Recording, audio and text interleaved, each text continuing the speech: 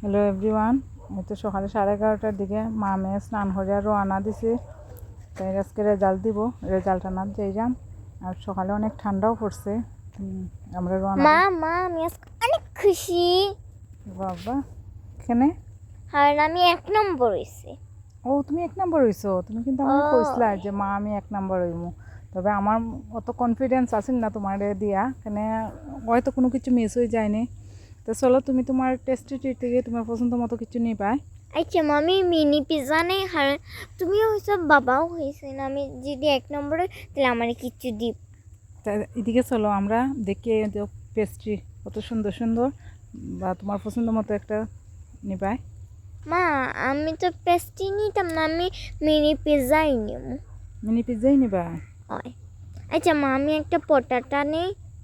আচ্ছা নেও, আজকে তোমার পছন্দ মতো সব কিছু। আয়। আচ্ছা তাইলে পিৎজা নাও নানি। হুম।